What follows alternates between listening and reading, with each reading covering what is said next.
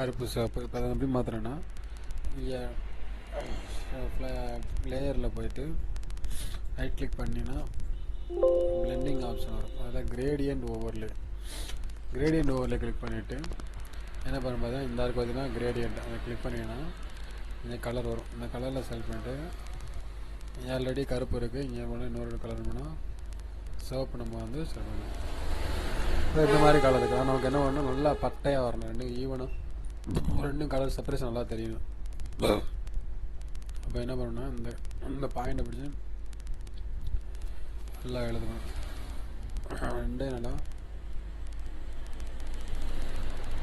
பக்கத்தில் கொண்டு வச்சுக்கிட்டீங்கன்னா உங்களுக்கு வந்து அந்த கலர் ஆட்டோமேட்டிக்காக உங்களுக்கு வந்து கிடச்சிடும். அது போக நீங்கள் இதில் ஏதாவது செப்பரேஷன் தெரியுன்னா ரெண்டு ட்ராப்ஸ் வர கொடுத்துருங்க. ஸ்ட்ரோக்கு